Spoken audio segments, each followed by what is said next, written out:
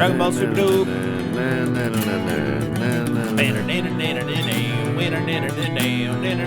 Talking about the manga, we are gonna talk the manga today. What's up? Thank you for checking out Dragon Ball Super Dope. If you enjoy what you're about to hear, first of all, God bless you. Second of all, please rate and subscribe. Apple Podcasts, Stitcher, Spotify, all those places where the podcasts live. Jimmy, what's up, dude? Not much. Monday night. Yeah. We did release the My Hero Academia episode yesterday, or I guess technically today for the public, and it's kind of thrown me off a little bit, so I still have to watch episode 3 that aired yesterday. Maybe we can do that after we get this done, but I haven't watched it, so I think maybe we're a week behind on My Hero stuff going forward. I don't really know. This is going to go up at some point this week. It'll be up early for the patrons by a couple days at least. Maybe this will go out on Wednesday or Thursday. Yeah. Which would mean I have to get this up really fast to the patrons. So maybe this is a pretty short and sweet one. All right. Yeah. Short and sweet. Short and sweet. That's what Mondays are for. And then, I mean, it'd be dope if we could find food to eat, but pub is closed. I got food. You got food? Yeah. All right. Well, I got steak, so I'm just going to make a steak then. And then make some vegetables. Maybe vegetables? Vegetables. Nice. Make some vegetables. Make them into what? Into a thing that I can consume alongside my steak. Yeah. So we're going to talk about the newest manga chapter 53 of Dragon Ball Super today. Piccolo. Protect the Earth, Piccolo. Yeah. It's actually Protect the Earth, Piccolo, not Piccolo, Protect the Earth, Piccolo. It's just Just Protect the Earth, comma, Piccolo, Yeah. exclamation point. Chapter 53. I like this one a lot because a lot of it, almost none of it, revolves around Goku and Vegeta. Yeah. We get to see what's going on Earth. Except for them getting their ass kicked at the end. Yeah. All you're trying really... to unlock the stupid powers or whatever. You're just jumping right to the last 2 pages. I love that about you. Yeah. You do see Goku catch a bit of an ass whooping at the end there. That was it. And the conversation is centered around the idea of, Ultra Instinct only comes out in real life or death situations, and Yeah. So kill Mirrors Goku. is basically all right, we're gonna try to replicate those kinds of situations, see if we can get you to tap into it. Then, gotta say, seeing as we're getting the Goku and Vegeta stuff out of the way real quick, all right, I like that we're doing that. The Goku getting his you see Goku versus Mirrors when they come into that again. It's the last couple pages. I'd say the first 2/3 of this chapter, probably maybe even more than that, are revolved around Piccolo and what's going on in the lookout back on Earth. Krillin, Bulma. That's probably 70% of the chapter. Mm-hmm. You then hit over to this de facto room of spirit and time, or space and time rather. Gotta stop that spirit shit. De facto room of space and time, and Mirrors is very evidently given into Goku. Goku is not looking too good when you check in on their training going on in there. So begs the question, just and it's been a recurring theme over these last few chapters, just how strong is Mirrors, and are we gonna have to prime ourselves to be dealing with an angel level person? And if that's the case, okay, I say dealing with, it's good that he's an ally in this case, but Yeah. Also, if he is so strong, why isn't he about to go whoop Moro's ass? I imagine it's always the thing with Dragon Ball. It's this super wicked strong dude's fucking training someone else because they don't have it, but they know it. Which I would tend to agree with, except that this dude is a super successful space cop. He's running around catching all these big bads out in space like it's nothing because he's so GD powerful. He's not just holding on to it and being ha ha ha, I'm only going to show it off once every 100 years or something like that. He's very actively in it. He's a very visible person in the Galactic Patrol. So that idea of him just being oh, can't really do much of it, Goku. I need to make you the guy to be able to do it for me. I don't know if that really holds up, checks out. It just begs the question, how strong is Mirrors? All right, and why can't he be the one to set the moral? It's got to be because it's a magic thing. If it's a magic thing, a magic-related thing, then why is Goku in his Ultra Instinct form going to be the thing to overcome that magic, last hurdle to be able to beat? Yeah, because Ultra Instinct only makes them just as strong as those gods, right? I mean, it puts him on, I guess, the level of a god. Yeah, I guess the level of those gods. But so like, he's gonna have to become a god. He's gonna tap into the power of a god permanently, or not permanently, but sustainably. Tap into a power god to train to be better than a god. What did you just say? I don't know. Okay. He has to tap into the power of a god to train to be better than a god. I don't know that Moro is a god. I think he's just a magical entity, but yeah. Point taken. And, you know, the gods that we have outside of Zeno and Beerus that one time. You know, if Beerus likes Earth that much, I mean, Beerus could just Hakai Moro, right? Like, is that still within the realm of possibility? There's always another Cam Shane, Kyle. Dude, stop fucking talking about my favorite Chinese restaurant. It's not even my favorite Chinese restaurant no more. Exactly my point. Oh, damn it. I hate making your point for you. So, I don't know. Maybe Beerus would not intervene then, because there was always another Chinese restaurant. That being said, Beerus is a powerful dude. Okay? That's my point. He's kicking the shit out of Goku and trying to help him achieve this new unlocked form or whatever. And he seemed like he was pretty in tune with the idea of giving Goku a life or death situation, right? He's like, oh yeah, that's right, life or death stuff triggers it. We're gonna replicate that. I'm gonna kill you. Hope you don't die. It'll be fun once the UI breaks out against Mirasu, and then we'll see where it goes. And then after that, the very ass end of the chapter, so cutting immediately to the end, we see Vegeta training on Yardrat. Yeah. Sitting in the full Yardrat attire, balancing on like that stick thing. I don't think it's going up his butt. I'm tired of people showing that picture to me and saying, ooh, what's going on with Vegeta's butt? And that super strong. Yeah, I mean, it's strong enough to not be penetrated. Yeah, no, I was going to try to work up to that word, but you just dove right into it. That's great. Don't ask me to guess. So you guessed well. So Vegeta's on planet Yardrat, trying to be able to, manipulate his whatever. Vegeta's on planet Yardrat, trying to learn how to manipulate or control his spirit, which is basically ki, which is basically chi, which is all the same thing. So I'm kind of curious again, as to like how different this whole idea of the Yardrat's ability of spirit manipulation is versus our character's understanding of ki manipulation and how ki and spirit are the same thing. Yeah. Like, I need you guys to define that a little bit more. I'm kind of having a tough time with this Vegeta on Yardrat thing. Yeah. And having that be the reason. You could come up with a better reason for him to be on Yardrat, whether that be even if it's technique driven, I understand that, but like there's a better way to explain how the techniques are developed, I feel. I don't know what the fuck it would be, and now that I'm saying that like that. So I'm just being a nitpicky little bitch. So I'll cut it out. But they say that Vegeta's gonna have to be on planet Yardrat for the same amount of time that Goku was when he was learning the instant transmission. Ugh, instantaneous movement. Yeah. Instant transmission. God damn, I'm gonna hang myself. What's that? A cell phone call? Oh my god. 1999 call. They want their stupid dub phrasing back, you jerk. Yeah, he's gonna have to be there for the same amount of time that Goku was to learn the instantaneous movement. 150 days. Here's the thing: we don't know if 150 days on Yardrat is the same. Yardrat is the same as 150 days on Earth. There's probably a difference in how much time passes. Let's hope that 150 days on Yardrat is like 3 days on Earth, so that way Goku and Vegeta can form up around the same time after Moro fucks up the Z Fighters, maybe kills Gohan.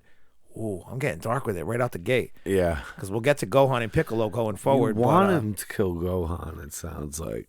I want some death to happen sometimes. Yeah, I want death to have Gohan, he's the strongest Z Fighter Make it sound like they won't use the Dragon Balls to bring him back to life so he can live happily ever after with his family and daughter. Because you know that's how the arc would end. Somebody kills Vidal, dude. Just fucking murders her. You can say Gohan has one of the most meaningful deaths in Dragon Ball Z in that it's future Gohan. Yeah. Imagine killing off this main timeline Gohan or this alternate timeline Gohan, no matter how whatever way you want to look at it. That would evoke some emotion. That's the same Gohan that we saw headbutt Raditz back in the day. Same one that went to Namek. Same one that won the Cell games. Same one that we went to high school with. Saw him play some b-ball out in the field. So was future Gohan. He did all that shit too, right? No, I mean, he went to Namek, I guess. Yeah. Then he fought the fucking androids and watched his dad and all his friends die and grew up in a really bleak, dead world. And then he died at the end of it. After he lost an arm in between. Yeah. Dude, that's why future Gohan's death really kicks you in the nuts. But then he learned the Kamehameha wave. All right, Jimmy. No more CBR fucking articles for you, buddy, okay? That was stupid. Come on. Jimmy accidentally watched some comic book resource. What is it? CBR? Comic book resources? CBR.com YouTube video popped up on like autoplay and just let it roll before the show started. And there's a big distinction, apparently, according to CBR, between the Kamehameha and the Kamehameha wave. So, my advice to you guys is don't watch it. Don't watch any CBR-related Dragon Ball Z content. That's the advice. It was terrible. They jumped on the Dragon Ball wagon a few years ago and do a very poor job with their content. There's so much quality Dragon Ball content out there. I'm not saying that we're a part of it for sure. There's a lot of other quality content out there. So don't watch CBR, top Dragon Ball Z problems or top Dragon Ball Z attacks. Yeah. Top 15 times Beerus was respected, or top times Beerus was not feared enough. Like, it was the same video, two different titles, dude. It was bad. All right, so Vegeta's on planet Yardrat. 150 days till he's done with his training. Those are the last 3 pages of the manga. The majority of this chapter in the front end is spent on the lookout. Krillin gets there, kind of catching him up on things. And they're like, yo, what's up? Krillin, we got to gather up all these strong-ass fighters. Here's the situation. And he's like, what? You guys are lucky I didn't have anything to do, but unfortunately, I'm the only dude. Gohan's at like some kind of college lecture thing, conference, and Tianshin-Han doesn't have a cell phone, so nobody knows where Tianshin-Han is. Like, it's like they forget that they can all fly around like the entire planet Earth within like, less than 10 minutes. You can find Tien. Hey, are you over here? Yeah, they could find Tien. Like, what waterfalls the dude likes to hang out underneath. Okay? Just go check the waterfall. It'll only take you a few minutes to fly there, you jerks. Well, you don't have a cell phone. Well, you know what? He likes roughing it, okay? So the Macaroni gang, basically says, Moro's on his way, you guys were all boned, all right? And then you cut over to this other spaceship gang, or this other spaceship flying through space on its way to Earth with these 3 other thugs in it, all right? Before we get there, one thing that I accidentally glossed over is the idea of Eska, okay? Eska is this Namekian that shows up with Jocko when he shows back up on the lookout. And he and Dende apparently are old friends. And they make it a point to say that Eska, Dende, and Piccolo are the only 3 remaining Namekians in the universe, because Moro ate planet Namek.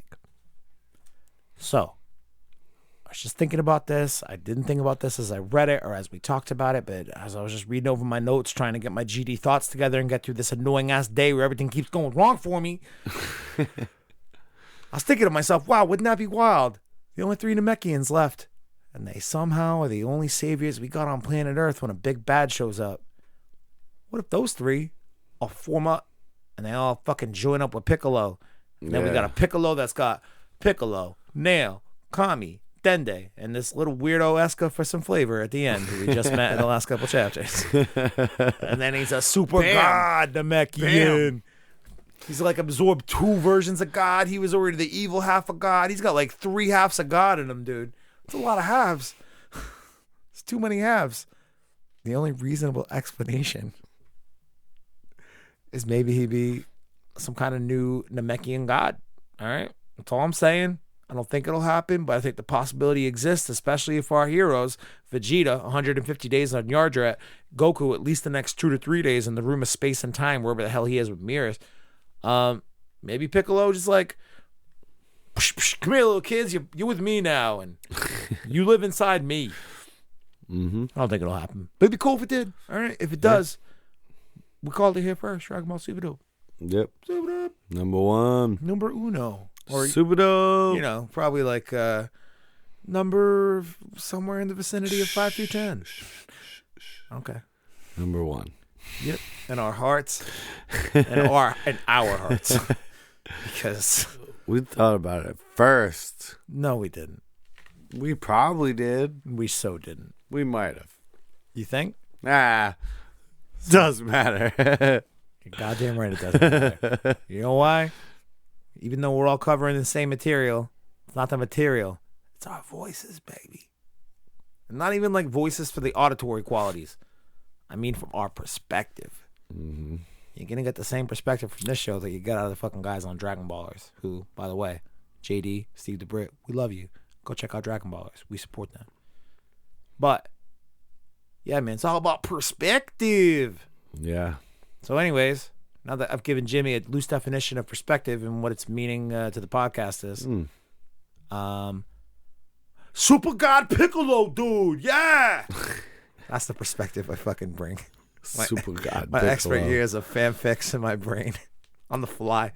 So yeah, I do like that most of the chapter revolves around like this strategy or sort of a strategy, like kind of coming up with a game plan to be like, all right, they're on their way here. We got these clown shoes, captured. We got to get Krillin. We got to get clown shoes. We do. They've got the macaroni gang in a cage. So while they say, Moro's on his way or whatever, you flash forward to this other gang and these 3 people, seemingly on their way to work. We already know that Moro in the last chapter sent another party, a stronger party than the macaroni gang was, to, go check out Earth for real. And he knows that if these people get defeated, then he can go show up and that it's worth his time. So we see Shimoreka, I don't know how to say it, Shimorekka, Shimoreka, Yunba. He's the fat one eating, obviously. I feel like his name just sounds like he'd be a fat guy eating. Yeah. Yunba.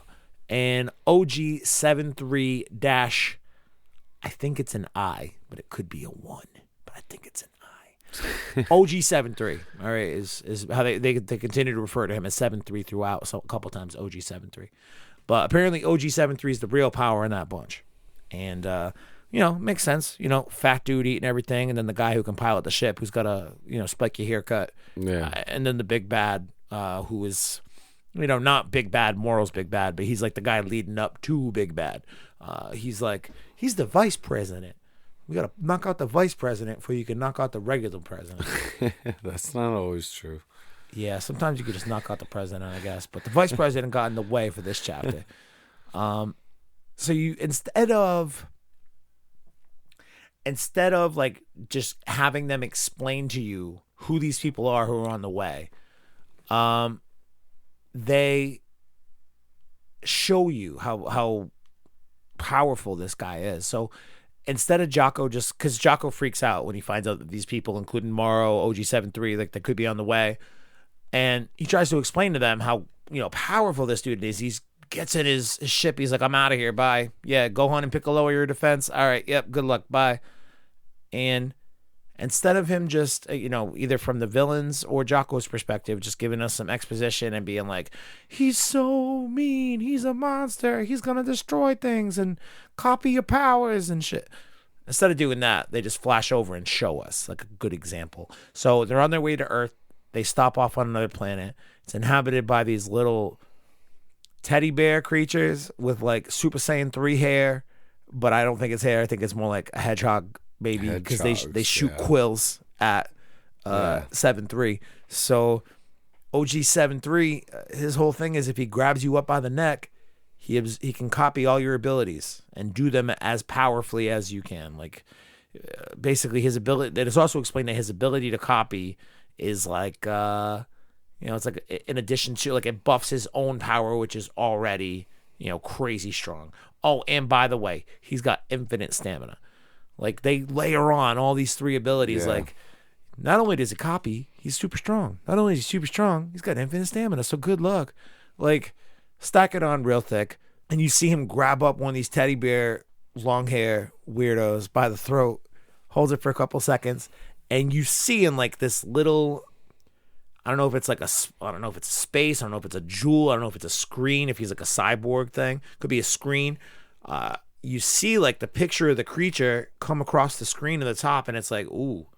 And again, we're not having anybody explain this to us. It's pretty much all addressed through the visual of the fight scene. So it's actually a really cool piece. Yeah. It's where Dragon Ball could have very easily just explained this away in 2 panels with, a couple of speech bubbles from Jocko or the fucking clown shoe villains in the cage. Instead, they show us, and I think it's a really cool visual. So he absorbs the power. He grows this long spiky hair for a second. He shoots the quills back at them. And you see that he kicks the shit out of all of them. He doesn't kill them. They retreat off to somewhere else, and he goes after to find them. And they open up a portal. One of them opens a portal, and 2 of the other ones are sneaking through the portal. Again, there's almost no text this entire time. It's just all visual. And you look at it, and they look back, and it's like, oh no, we're caught. And I'm like, oh no, they have a portal ability. Goes back to Earth. And they're like, all right, cool. We got like 10 days before these guys get here. We're going to fuck some shit up. Yep, let's go train. Let's get some things done. And then all of a sudden a portal opens. And it's like, actually, no. The thing that you just saw as the explanation of the power, it just happened 30 seconds ago. And boom, they're here on Earth now. You get no time to prepare. The only people here are Krillin and friggin' Piccolo and Jocko and Dende and Eska. Like, Eska says, I'm willing to do whatever I can. I don't think he's a fighter. He don't look like a fighter. Yeah. A little green weirdo. We know Dende's not. And Jocko is, handy with his little gun and his jet boots or whatever. But he's not really a fighter on the par of this. So, no. It's going to be interesting to see what happens with this fight, right? Oh, guess what? This chapter focuses so much on this goddamn thing that the fight happens. This chapter today could easily be like 3 to 4 episodes worth of anime stuff. All right. Yeah. And again, I realize it's a monthly chapter released, but they're right on pace. Like this Piccolo OG73 fight is an episode, and then maybe you do another 1 episode on Goku Mirrors, or maybe it's 11 minutes of Goku Mirrors and another 11 minutes of Vegeta and you Planet Yardra. My point is there's like 2-3 episodes in here at least. If you want to chunk it out, pad it out with some filler, maybe 4. All right, that's my point. So, moving on. We get to see this fight play out. Homie grabs Piccolo up by the neck, starts replicating moves right away. Magungo Sampo, special beam cannon, drill your ass cannon. Drill your ass cannon. I don't know if that's what they called it in Canada, but I heard it was. The drill your ass cannon. Jesus. So he exchanges a Magungo Sampo. They do the stretch arm things against each other. They have a clash with that. They lock fists or lock hands or whatever. It's a pretty cool fight again. There's very cool visuals in this chapter today, and I think a lot of it revolves around the ability to get people in who aren't the central focus. Like, OG73 is a new character. Cool, that's fresh. But, like, when the hell was the last time you saw Piccolo have a really cool, significant fight? Yeah. In spurts in the Tournament of Power, for sure. But right now, because Gohan's off at a GD college convention, lecture, whatever the hell he's doing, Piccolo is it. Piccolo's the guy. And I guess Krillin's there, who's on par with a Super Saiyan Blue, if you believe episode 91 or whatever of Dragon Ball, but or Dragon Ball Super rather. But I don't know. I don't see how this could play out very well. They go back and forth. Piccolo's getting worn out. That's when Jocko's like, "Hey, by the way," that's when they layer on that third shipwreck, that shipwreck sandwich. They layer on the infinite stamina thing. So he can do his attacks just as strong as Piccolo can do them, but Piccolo gets tired. This dude does not. Eventually, homeboy's about to kick the bucket. Shoots another big blast at him. And you're like, oh no, Piccolo. Piccolo, no.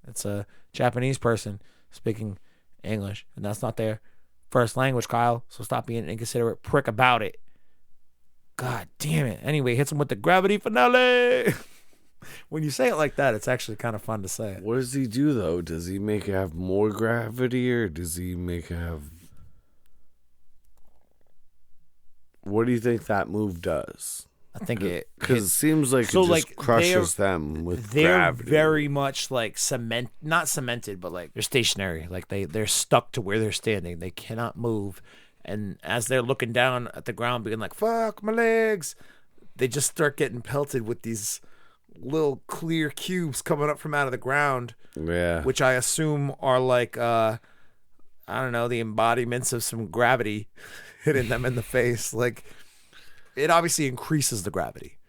And it's the finale. So he finale and parlay the gravity just cube. implode the world because you increase the gravity so much. So like these things keep hitting him in the face, and then like a cube forms around him like a blast. This guy's kind of a square. Doesn't work though, because it's been a cube the whole time. I've been saying cube the whole time. But his glasses make him square as fuck. His glasses are dumb.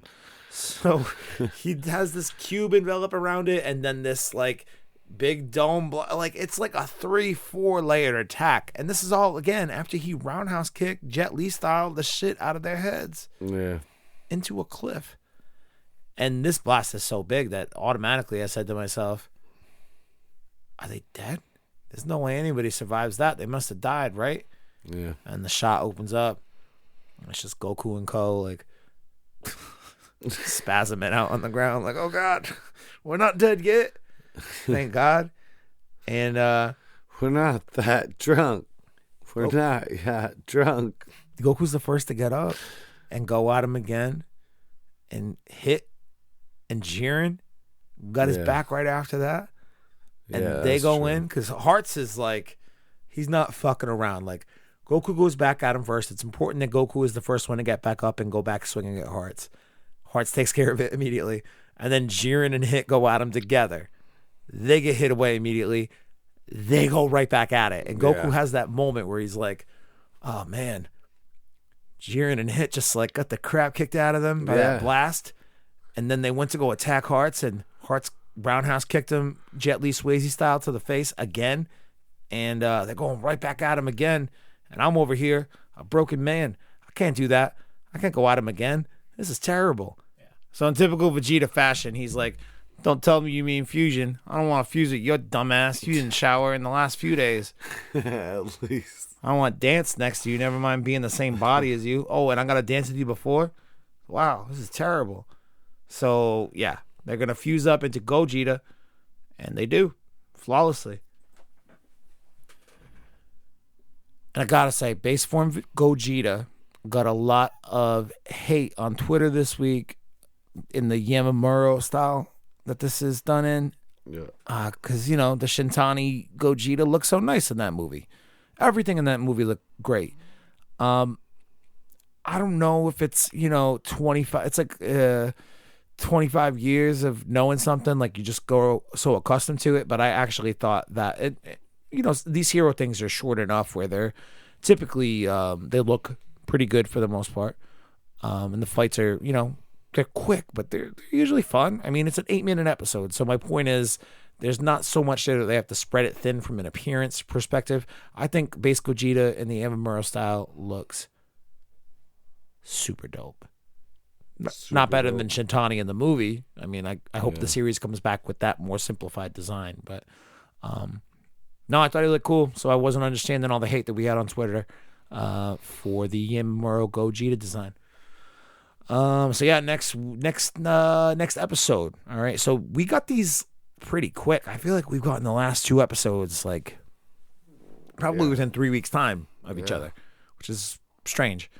The next episode they're saying will be, obviously it's Gogeta versus Hearts. Go fucking figure. Yeah, that's the name of it. That's the name of it. They don't fuck around with names. No, man, they tell you right up what they want. Gogeta versus Horse, the Ultimate Showdown. Mm-hmm. Always a two-parter.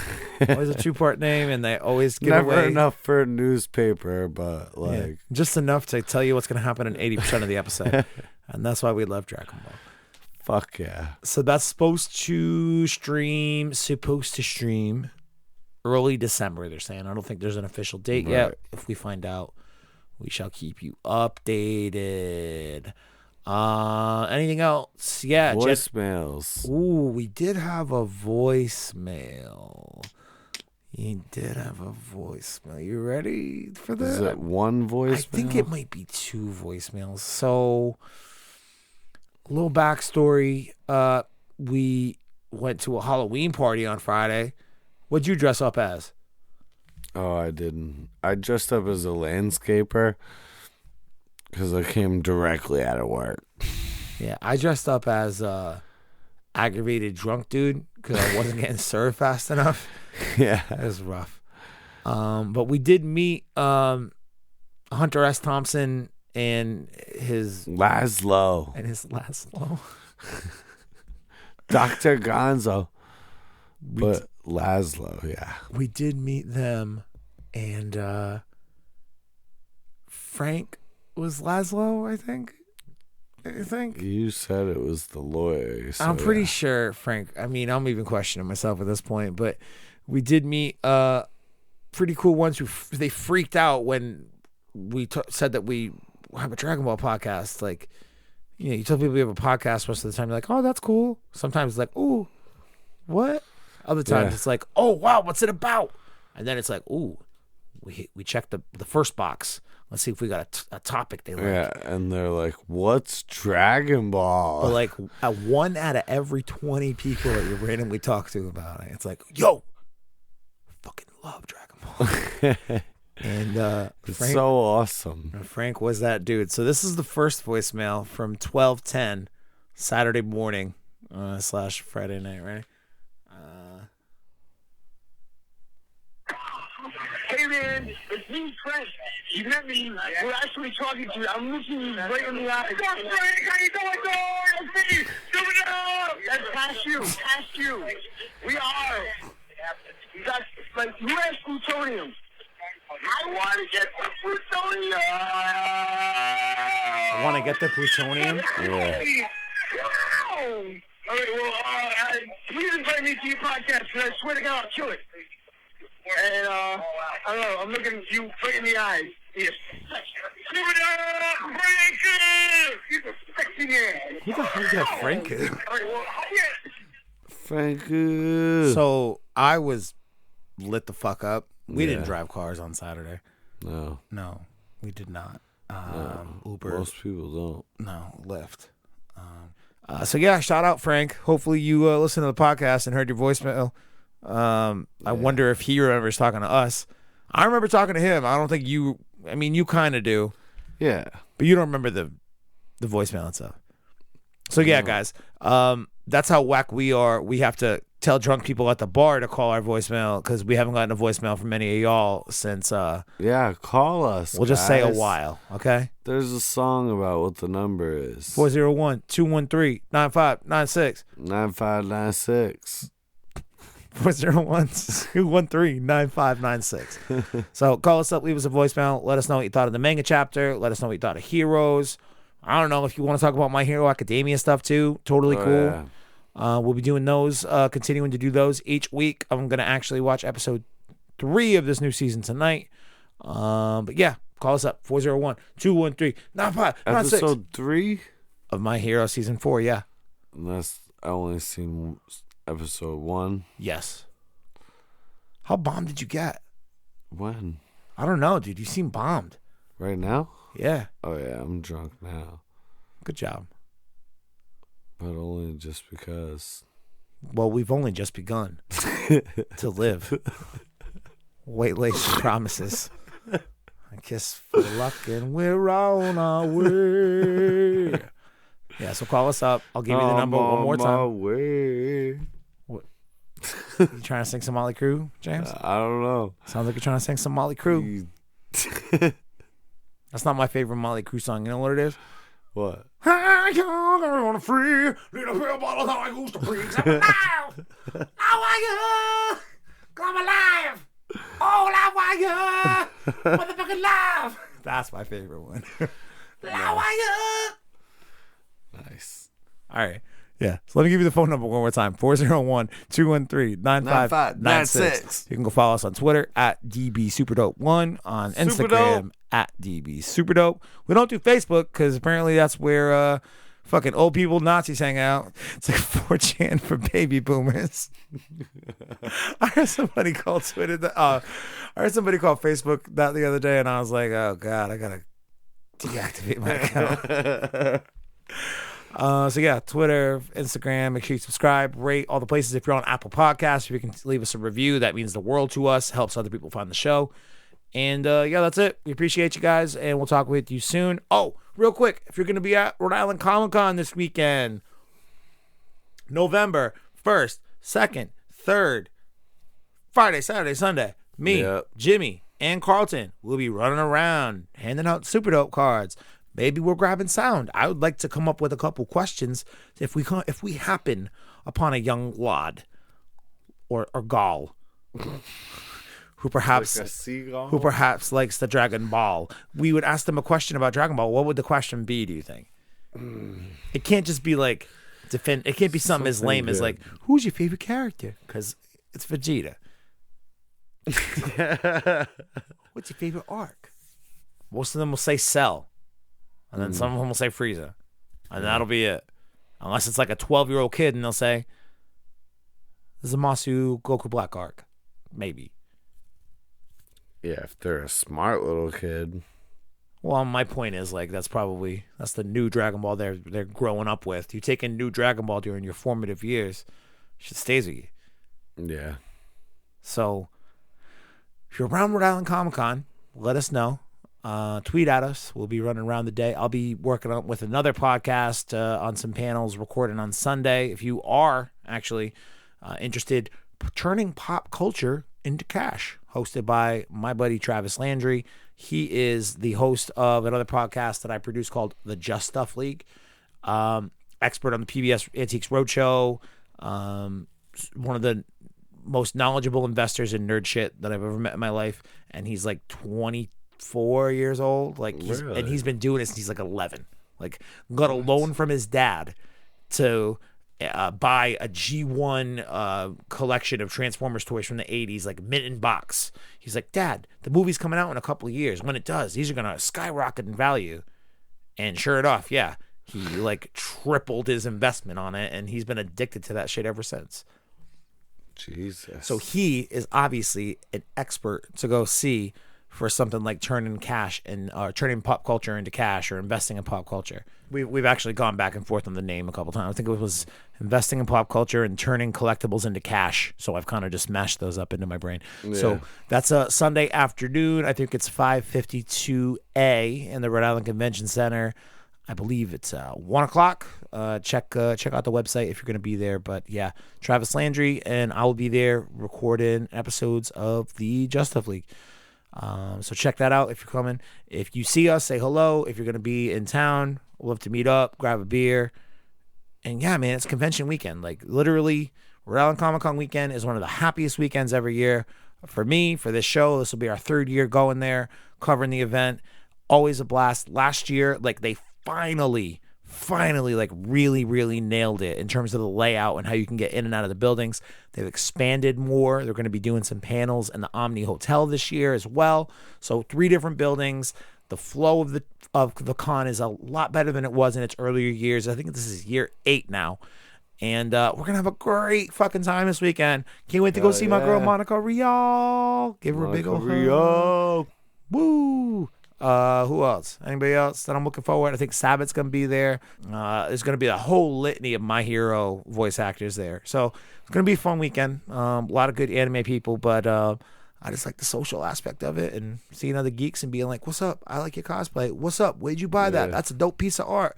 Wow, what's up, dude? Wow, you're into that too? And just striking up conversations with people that you wouldn't normally have the opportunity to strike up conversations with in your normal day-to-day life. That's what makes these cons special and fun to attend. Concentrated area of all us nerds. So Yeah. if you're going to be there in Providence, Rhode Island, November 1st, 2nd, and 3rd, let us know. We'll see you there. Jimmy, you got anything else you want to add? You excited to go to your first Comic-Con? Yeah, dude. Honestly, I wanted to go to Comic-Con so many times, and, like, I'm pumped. This is your time, baby. Yeah. Don't fuck up. I might fuck up. Don't fuck up. I might fuck up. Oh, God. What have I done? If you see Jimmy out there fucking up, hit him with a bottle of water. First over the head. He'll beat you with a bottle of water. Yeah. Hit him over the head with a bottle of water closed, so that way it goes, dunk. And then if he's like, what the fuck did you hit me for? Then you pour the water on his face and say, Kyle told you not to fuck up. I'm helping you not fuck up. Here's some water. You water bitch.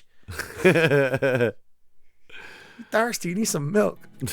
He needs some milk. All right.